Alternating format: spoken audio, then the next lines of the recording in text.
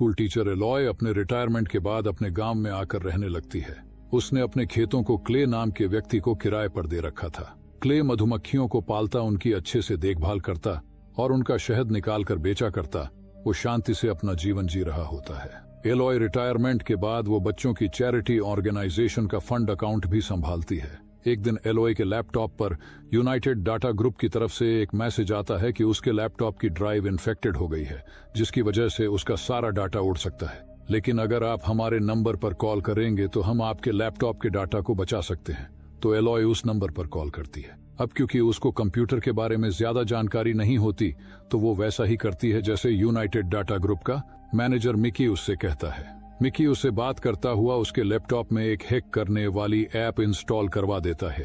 अब मिकी को जैसे ही पता चलता है कि एलॉय जिस अकाउंट को मैनेज कर रही है और उसमें पूरे $20 लाख पड़े हैं, तो वह अपनी कंपनी से एलॉय के फंड वाले अकाउंट में $5,000 ट्रांसफर कर देता है। और ये फंड एलॉय के अकाउंट में शो भी कर रहा था। ये फंड मिकी ने जानबूझकर ट्रांसफर किया था और इस ट्रांसफर को अपनी गलती बताकर अपने बच्चों का हवाला देकर एलॉय के सामने गिड़गिड़ा का नाटक करता है। साथ ही वो उससे कहता है कि अगर वो पैसे मुझे वापस नहीं मिले तो मेरी नौकरी चली जाएगी। इस पर एलॉय उसके पैसे वापस करने के लिए तैयार हो जाती है और फिर वह जैसे ही पैसे उसको वापस करती है, उसी समय मिकी उसके पूरे अकाउंट को चिट करके खाली कर देता है और अपना कॉल कट कर देता है। फिर जैसे ही एलॉय का कंप्यूटर रीस्टार्ट होता है, वो देखती है कि फंड वाला अकाउंट पूरी तरह से खाली हो चुका है, जिसको देखकर उसकी आंखों के सामने अंधेरा छा जाता है और वह बहुत बुरी तरह से घबरा जाती है। एलॉय को पता ही नहीं था कि उसके साथ फ्रॉड हो चुका है, यानी स्कैम हो चुका है।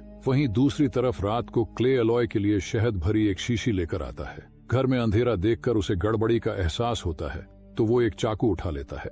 लेकिन तभी एलॉय की बेटी वेरोना बंदूक की नोक पर क्ले को घुटनों पर बैठा देती है। असल में वो एक FBI एजेंट होती है। उसको लगता है ये उसकी माँ के घर में घुसा है और फिर वो जैसे ही माँ की तरफ मुड़ती है तो देखती है कि किसी ने उन्हें गोली मार दी है। वहाँ उसके सामने उनकी लाश पड़ी थी, लेकिन उसके साथी उन्हें देखकर बताते हैं शायद इन्होंने आत्महत्या की है। फिर वो क्ले से पूछती है कि तुम मेरे माँ के घर में क्या कर रहे थे। वो बताता है कि वो एक बीकीपर है और मैं शहद देने आया था। उसके बाद वेरोना को उसकी माँ के साथ हुए फ्रॉड के बारे में पता चल जाता है। असलियत का पता चलते ही वो क्ले को छोड़ देती है और गलतफहमी की वजह से उसे गिरफ्तार करने के लिए उससे माफी मांगती है। साथ ही उसकी माँ का ख्याल रखने के लिए वो उसको थैंक यू भी बोलती है। आगे वो क्ले को बताती है उसकी माँ के साथ फ्रॉड हुआ था। किसी ने उनके अकाउंट्स और फंड वाले अकाउंट के सारे पैसे निकाल लिए थे। तभी क्ले उससे पूछता है कि क्या तुम उन लोगों को जानती हो। तो वेरोना बताती है ये ग्रुप पिछले 2 साल से एक्टिव है। हमें इनकी लोकेशन का पता ही नहीं चल रहा और अगर ये लोग हमें मिल भी जाएं तो भी हम इनका कुछ नहीं बिगाड़ पाएंगे, क्योंकि कोर्ट में ये लोग अपने डिफेंस में ये बात कहेंगे कि बुजुर्ग लोगों ने अपनी इच्छा से हमें अपने पैसे दिए थे और इसी स्टेटमेंट की वजह से वो बचकर निकल जाएंगे। उसके बाद क्ले मधुमक्खी के छत्तों की देखभाल करने के लिए वहां से चला जाता है। साथ ही वो शहद की बोतल भी ले जाता है जो वो एलॉय के लिए लाया था। फिर वो अपने बी यार्ड में जाकर उनके एपिकल्चर में छुपा हुआ एक सैटेलाइट फोन निकालता है और जहां उससे वो कॉल करता है वो कोई सीक्रेट एजेंसी होती है। क्ले उनसे कहता है मुझको किसी का पता चाहिए, लेकिन उसका पता FBI वाले भी नहीं लगा पाए हैं। तो वो एजेंट कहती है तुम बस डिटेल भेजो। फिर कुछ देर बाद वो क्ले को वापस कॉल करती है और उसे बताती है तुम सही कह रहे थे, इनको ढूंढ पाना आसान नहीं है, लेकिन इनका नेटवर्क दुनिया भर में फैला हुआ है। वो क्ले को एक एड्रेस बता देती है। वो पता एक कॉल सेंटर जिसका नाम यूनाइटेड डाटा ग्रुप है उसका होता है। क्ले बिना समय गवाए उस पते पर पहुंच जाता है, लेकिन जब वहां के सिक्योरिटी गार्ड उसको रोकते हैं तो वो उन्हें घूंसा मारकर बेहोश कर देता है और 2 पेट्रोल की केन लेकर अंदर बिल्डिंग में आ जाता है।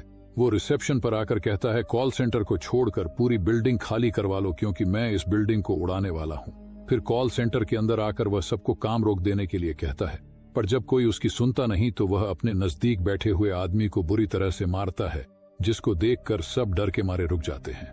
फिर वह पेट्रोल की कैन उनके पूरे सिस्टम्स पर डालने लगता है, लेकिन तभी उस कॉल सेंटर का मैनेजर मिकी वहां आकर उसको रोकने की कोशिश करता है, लेकिन क्ले उसके बॉडीगार्ड्स को मारकर वहीं बेहोश कर देता है।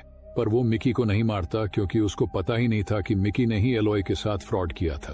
फिर क्ले पेट्रोल की कैन पर बम लगाकर मिकी को बिल्डिंग से बाहर निकल जाने का मौका दे देता है।